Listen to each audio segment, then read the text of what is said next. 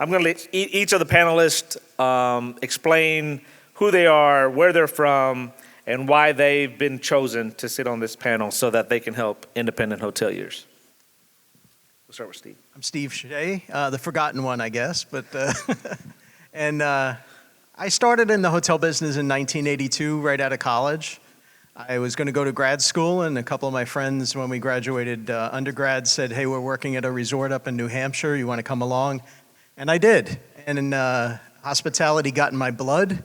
During the stretch of those 40-some years, I wish I would have had a transfusion a few times of that blood, but I loved it. And for the past 23 years, until just 2 years ago, I was an area director with Choice Hotels. I oversaw about 100 hotels in 5 states. My name is Sarah Gulati. I'm a hotelier and hospitality attorney here in Orlando, Florida. We serve throughout Florida from a wide array of legal issues such as ADA compliance, closings, contracts, and HR issues. Look forward to talking with you. Hi, everybody. My name is Rupesh Patel with State Hospitality, based out here in Central Florida. I actually grew up in the motel business at 11 years old, so I did everything like everyone else is doing, laundry and all that stuff. We worked the desk 24 hours a day, and it was a lot of great experiences. And today I own and operate and am an investor in quite a few hotels. Nice. I totally forgot to introduce myself at the beginning. My name is Vipul Dayal. I am the janitor for V&R Management. We do all kinds of stuff. Actually, we manage our family's assets, our hotels. We don't manage anybody else's. But I think I was brought on this panel because we do stuff, we do things that are a little bit different to help retain our people, and that's what this segment is about. Thank you, guys. So as we dive in, the first question will be for Steve. Could you please share us about an experience you had at an independent hotel, and then more about your chocolate story? The chocolate story, famous. So this goes back more than a few years, and it was in July, and I was staying at a hotel in Lancaster County. I'm from Pennsylvania. I won't mention the name of the hotel because it's gone through several iterations, but that July, I had just chosen this hotel. It wasn't the fanciest, wasn't the most expensive. It didn't have all the bells and whistles some of the others did. Price was fair. But checking out the next morning, I walked out of my room, and it was an interior corridor. And I came out of the room, and the housekeeper was cleaning the room right across from mine. And she turned around from cleaning, and she said, Mr. Shea, how was your stay? Right? So what would have made an impression on me of that? What would you think? She used my name. She said hello, right? Housekeepers are so busy, you know? And just the fact that she took time to say hello and recognize me made a first impression that I didn't expect. Then she asked me a question. Did you like the new coffee makers in the room? And I should have just said yes, but I'm honest. And I said, you know, I've never stayed here before. I didn't know they were new. And she said, well, did you like the coffee? And I should have just said yes, but I was pretty honest. And I said, you know, I'm probably one of the few Americans, I don't drink any coffee. She looked at me. She was probably sorry she ever asked me anything. And she said, did you try the tea? And I think it was Celestial Seasons. And I should have just said yes. But instead I said, you know, I don't drink tea either. And she said, oh, well, what do you drink in the morning? And being Irish, I should have said Scotch, but instead I said, you know, it's summertime, but in the winter I love hot chocolate. And I checked out and I went on my way. That was in July. I went back to that same hotel in December to do some shopping for my family in that area. What do you think was next to my coffee maker? Hot chocolate, right? So first of all, I'm thinking, well, maybe they put it in everybody's room, you know, because it's wintertime. So on the way out, I asked the front desk person who happened to be the manager, I said, you know, I had hot chocolate in my room. I'm just curious. Does everybody get that? And he said, no, you told the housekeeper back in July that you liked it. And I was like, wow. You know, here's a little 32-room place, and they're really doing this right. So I said, how do you keep track of it? They didn't even have a computer system to keep track. They had an index card. It said, Steve Shea, my town name, hot chocolate. So he said, you know, when you come back, what would you like next? And being, you know, kind of a jokester, I looked out at my Chevy, which was all beat up in the parking lot, and I said, I've always wanted to own a BMW, okay? And he said, well, dream on, Mr. Shea, all right? But here's the thing. I went back to that hotel for some sales that they had in the area in March, several months later. What do you think was in my room? Anybody? A Hot Wheels BMW. You got it, right? There was the package of hot chocolate and the Hot Wheels BMW. And I thought, wow, this little independent hotel has it. You know, what did it cost them to buy that thing? 88 cents? Now, I'm not saying everybody should go out as independent hoteliers and buy stocks of everything a guest asks for. But if you can make that one contact with a guest that makes them feel so special that they are at your hotel, I guarantee when they come back, they'll go to your hotel no matter who builds around you because they are your customer. And that's my hot chocolate story. That's a great story, Steve, and solidifies how much of an idiot I am for not introducing you properly to begin with. And Vipul, did you say that you're the janitor of your company? Did I hear that right? You know, manager of custodial services. I got you. I think a lot of people miss that, but I heard that and I was like, did he just say janitor? That's what you do. You're probably the best looking janitor in California, just FYI. So you said you do things differently to retain people. Can you share with us or tell us a little bit about what you actually do differently Sure. as a janitor? This is on, right? So one of the things that we do is I do this thing called DISC and motivators test. Who's heard of it? No? Like a couple of people, nice. So I use it for my key employees, like my manager, for example.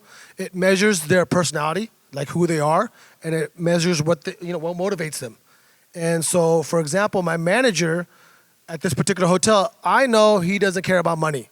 Like, I know that's not his main objective. What he likes is like, hey, Tusharbai, good job. You did a very good job today, you know? And as his leader, it helps me to understand that. I also know that he doesn't like to do Excel spreadsheets.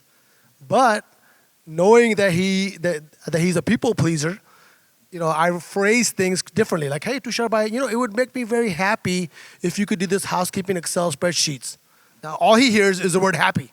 So he's excited to do it, even though he dislikes doing Excel spreadsheets. He just hears the word happy.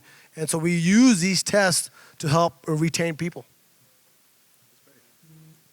That's great. I know in the past 2 months I've probably replaced half of my housekeeping staff, but that's something I'll definitely look into and implement so I don't have to do that. You got to get to know your people. Yeah. The next question will be for Rupesh. What are a couple things you've done to keep your team engaged, empowered, and motivated? Right. So, like all of us, employment right now is hard. It's been hard. Finding and retaining employees is difficult. And some things that have made us successful and award-winning at my property is the simple thing. And think about this: have you ever had a housekeeper have a business card, or a maintenance guy get their own business card? So about 7 years ago, I did this. I said, you know what? The only person at my property that has a business card is the general manager, or maybe myself. And I said, wouldn't it be amazing for these employees to feel really special? So I went out and spent $10 for each employee, got 100 business cards with their name on it, their title, no phone number. It was the hotel's phone number and the hotel's email. But we gave it out at our meeting and said, hey, you guys have been with us for a long time or whatever. And actually, the first 90 days, they get a blank card that they write their name in. And if they stay longer than 90 days, they get a permanent card. Well, now that makes them feel special, and that makes them feel like they're a part of the team. Now, only do they have their own business cards that they're proud about. They're giving them out. Remember, everybody, when you got your own first business card, you gave them out like it was candy, right? So the same thing with our employees. They were so happy and excited about getting their own business card that they started giving them out. Well, the cool thing about this business card that I created is their information of the hotel, their name and their title, but on the back it said, if you enjoyed your stay and service, write a review, mention my name. And that was a huge part about, Brandy talked about it, they talked about it earlier in the other panel, that reviews are so important for our business, for any hotel. And so they started giving them out and started getting their name mentioned. Now, every time they got their name mentioned, I would incentivize them with a gift card, $5 gift card, $10 gift card, something that kept them going. And eventually we became the #1 hotel in our market because of that reason. As owners, we can't do everything ourselves. We have to rely on our teams to do it. And the entire staff has their own business cards now. So anybody that comes on now, after 90 days, they get a permanent business card, and that's helped keep our staff together and make them feel proud about their job. And I think that's very important. I think Rupesh, next you're going to offer the entire staff their own QR codes? Because I know you offered all of us up here our own QR codes. So I think you got something going there. Sarah, the next one's for you, and of course this question is gonna be for the attorney on the panel. What are some of the most helpful tips that come to mind for independent hoteliers regarding HR matters? I know we all have that issue, so it's something that's important that comes from you. Sure. So definitely going back to what all our panelists said is emphasizing company culture and positive affirmations definitely is something that you want to implement in your business. But of course, on the legal compliance side is having like employee handbooks and legal compliance with those documents in place. Making sure you have a clear communication path with your employees or contractors so they know, where to find the employee handbook or the manual or the safety book, wherever you keep that in your property. Also, you want to make sure you have a nice succession plan. And what I mean by that is you want to go on vacation or say you're out of town or something, or you have an emergency where you're going to be away for a elongated period of time. You want to have a succession plan so your GM or you have a manager in place to take over in the event that you're not able to be there. So having that down written as a policy so that way your team knows that if you're not able to be there, then what happens otherwise. And then, of course, seeking professional help, having HR documentation in place, but getting your professionals like your payroll companies, your attorneys in place, so that way if you have any questions, they can keep you in order. Thank you. This question goes to Vipul. It's similar to what you mentioned earlier. We all know most people leave us because they're not understood by us, managers, owners. What are some things that you do to make your employees feel understood? Right. Man, Rupesh, by the way, I love. Can you say those Quality Inn, right? 1 out of how many hotels in your market? There's about 100 hotels, and we're Number 1 out of 100 and something hotels, customer service wise. So after this session, make sure to reach out to them. Sorry, but back to the question. Remember when earlier I talked about the org chart, and we had the owners on top, and we had the CEO on the bottom or second in line? So what we do in our management company, my wife and I, we invert it. So picture a tree with roots and the sun. Now the sun represents the guests, right? The roots represent my wife and I. We're the roots of the business of the hotel, right? The tree trunk is the manager, the on-site manager, because he's there day to day. I'm not there day to day. I live in San Diego, hotels in San Francisco. So this guy's a liaison between us and the employees. The employees are the leaves and the branches of the tree. Why? Because they touch the sun. The sun is the guest. I'm not there cleaning 18 toilets. I'm not there checking you in, right? It's the front desk people. It's my housekeepers. It's my maintenance people. And when I show them that they're the top people in my business, their eyes light up. It should not be me. So that's the philosophy that we have in order to retain people. We start from the very beginning. That's great. That's real good. But you're no longer the janitor. You're just going to be the roots or the farmer. A custodian, yeah. Custodian, yeah, that's right. Sarah, next one's for you again. What are some best practices for maintaining accurate records and documentation to ensure compliance, especially with labor laws?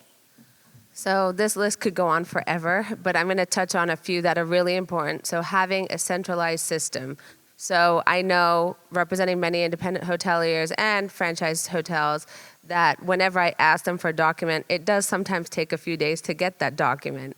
So having a centralized system in place where you have subfolders for employees, backup documents, insurance policies, things like that, it's definitely worthwhile to have. Now just remember, your email storage is not necessarily centralized storage is what I'm talking about, because if your emails get hacked, you don't have access to any of these documents. So you want to have your documents in a server or somewhere safe where you can access them at all times. Number 2, you would always want to have consistent documentation, such as your employment, like employee agreements with your employees, Social Security forms, your I-9s, W-4s or W-9s, and so on. Depending on your state, you want to make sure you apply and abide by your record retention policies. I would definitely also recommend confidentiality agreements with your staff as well, because they come across so many different things, whether they're hearing you talk about your next deals, or you have like a legal issue where you had a bed bug claim or something like that, and you're talking about the specifics. You want to make sure you have a confidentiality agreement in place so this information isn't being leaked.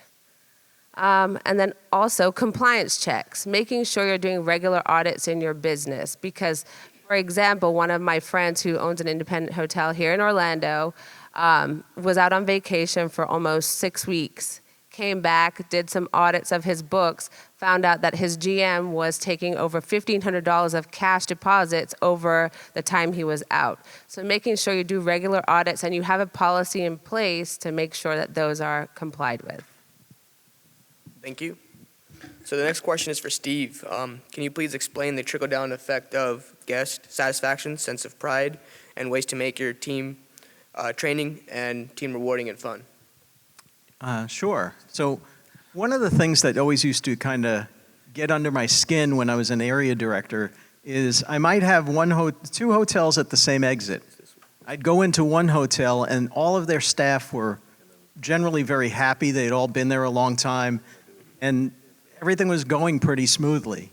I'd go across the street or across to the other side of the intersection, and the owner would tell me, I can't find good people. Nobody stays and works here. And the turnover was just tremendous. And so the trickle-down theory of guest satisfaction is kind of what Vipul said. If owners take care of managers are more likely to take care of their staff, and the staff is more likely to treat the guests well. And that's really as simple as it works. But I think sometimes we focus so much on getting guests, we forget about really treating what I call our internal guests, our staff. And we make them feel like gold, because if they're good, we want them to stay. In terms of a sense of pride, I've often been asked when I train hotels, because that's what I do now for a living, can you teach hospitality? Can you teach pride? And I'm not sure you can. But you can kind of, by the way that you live, by the way that you work together, by the way that you are as a couple, if it's a couple that owns a small hotel, how do you really make people feel pride? By watching you, by watching what you do, because people will pick up more on what you do than what you say. In terms of making training fun, I have just two quick things. One that I used, because it would make me crazy when I used to manage hotels, to see my staff walk in the parking lot and walk past cups and cigarettes and trash and not pick it up. I would go out as the manager and pick it up, but then I'm not teaching them anything. So I would do what I call the 10 steps. We'd start at the furthest part of the parking lot. I'd say, okay, now staff, let's walk 10 steps. What do you see? What needs attention? Maybe it's a maintenance item. Maybe it's something simple. Maybe it is just trash. Let's walk another 10 steps. Now we're under the portico. Okay, what do you see? Are the curbs scuffed? Maybe we need to paint those. We walk in the lobby 10 steps. What do you see? We walk in the elevator. We walk down the corridor. We walk in the room. And it really makes people over and over pay attention to the little things that can make a bad impression on the guests. But it also brings the staff together to know that we're all in this together. And then very finally, I used to have housekeepers that would not clean the inside of a microwave or leave clothes in the dresser drawers. And so I used to do this thing called dollar days. So once a month, I would take $10 and hide 10 single dollar bills in every housekeeper's section, and then I would invite them to find as many dollars as they can. Some hotels do it where they give a housekeeper $10 and they'll take $1 away each time they find something wrong. That's a negative way to kind of do coaching. So the dollar days, they'd find their dollars, they'd come back, they found $8 or $10. Make a list before you put it in, because I'm 64 years old as of yesterday, and even when I was 54, I'd forget where I'd put half of them if I didn't make a list, and then the guest would find them. But those are some fun ways to do some training and really make sure that your staff loves working for you. That's great. Thank you, Steve. Rupesh, this last one's for you. How often are you training staff and reviewing important aspects about the business with them, and how does that affect your overall guest scores and your satisfaction? Right. So think about this. When's the last time you've trained your staff, got everybody together in a room, and talked about what was really important? It's been a while, right? We became award-winning at our hotel is because we started doing these quarterly trainings where we got the entire team on. We scheduled it after housekeeping was done, maybe from 1 to 3 o'clock or 2 to 3 for an hour, bought pizza, and or something that they wanted, not what you picked. And really, people are like, what should I train about? And happy birthday.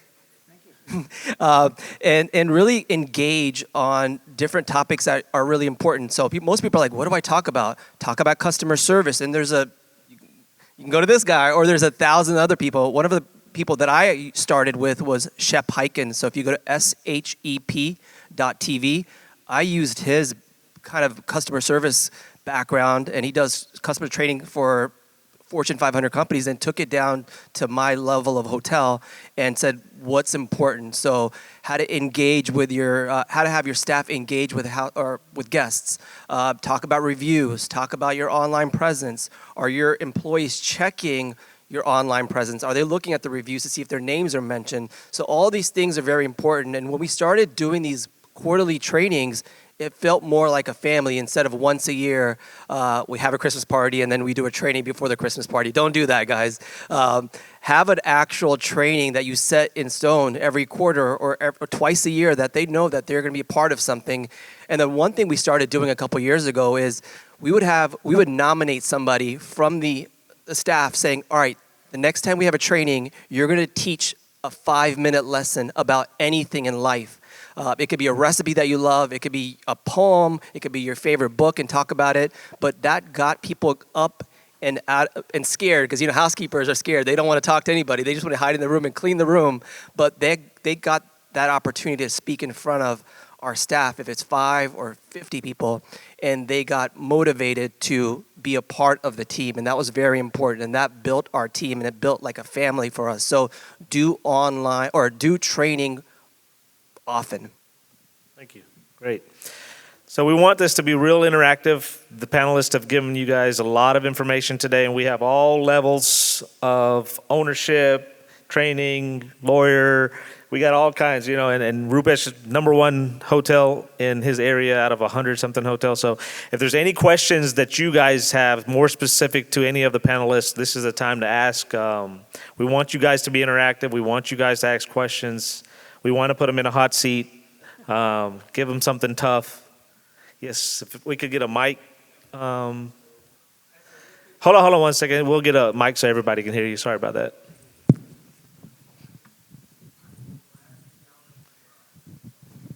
Thank you. Great insights. Has any of you considered health benefit for your staff as a motivation factor, and what do you all think about it? I could take that one for, I guess, the first time. We survey our staff about twice a year, and we ask them about 6 questions on there. And last year, out of those 6 questions, we asked about healthcare benefits, and it was one of the lowest ones. So guess what we did? We started implementing. We started off slow. We started off with dental and vision. We don't do necessarily all, because it's a small independent hotel. That one was only 48 rooms. So, but we took staff surveys. We found out that we needed it, and now we implement dental and vision. But the key there, I think, is important to know is that does your staff want it?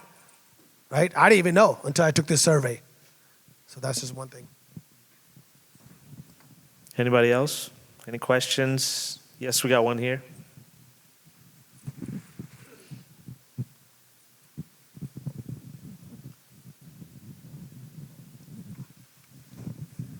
Great panel, by the way. From an HR perspective, including you two guys, all you guys, what would you done differently from an HR perspective that you wish you could have done from the very beginning? Sorry, say that again? From an HR perspective, from your operations, what are some things you wish that you'd done earlier? I could speak for myself, is when I used to run hotels, and now I'm going back several years. I think, and I'm speaking now from a 60-year-old perspective, but I think as you grow older, as I have, you realize that how important people are and how important, quite honestly, their treatment and their feelings are. When I was in my 20s and first running a big resort in the Poconos, I had 400 staff members, and I was very headstrong. And I think that turned a lot of people off, and it was just a lesson I had to learn. So I think kind of what I said about treating your staff like gold, I wish I had learned that earlier. Yeah, for us, I wish we had put policies into place and a handbook into place because a lot of folks back in the day were like, that's not part of my job, or we would get a lawsuit over something that was part of maybe their position, but they were like, I wasn't hired to lift anything heavy. So we put these processes in place in a handbook that showed our hotel's policy, our rules, regulations, all those things that are important. Even for an independent hotel, you should have a policy manual in place. I agree. And just so you guys know, Sarah, sorry, I'll let you answer. But for AAHOA, anybody that has an independent hotel, there's also loads and loads and loads of information that you can go on AAHOA's website, especially for independent hoteliers, and you can get stuff like what Rupesh was just saying, where it has forms and it has statements so that you can tell your staff that, hey, you have to read this, sign this, agree to this, so you don't get people that say, that's not my job, or I didn't know I had to do this, or you get some kind of weird lawsuit because they may get hurt, and so for that reason, you want to have these types of things. You want to implement these up front, and there's the information is there on the website. And I'm a part of the independent committee, so is Vraj, Vipul. So if you ever get into where you're trying to look for something on the website, because there's a lot of information there, and if you can't find it, you can always reach out to one of us, and we can help you find what you may be looking for. And go ahead, Sarah. You can. I would say documentation. As the attorney shares. Yeah, from the attorney. Get your documentation. Yes, we have a question back here. They're coming to you.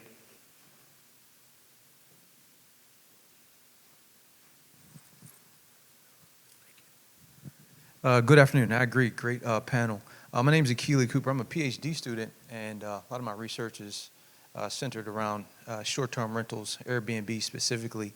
So some of the things that you spoke about really speak to the uniqueness, or Airbnb was really built a lot on the uniqueness and the customer-centric experience, and that's what really kind of drove purchasing intention and trust, so to speak. So what are you all doing collectively, I guess, to kind of compete in that space to ensure that the independent hotels continue to maintain, the competitive spaces in the markets that you're working in?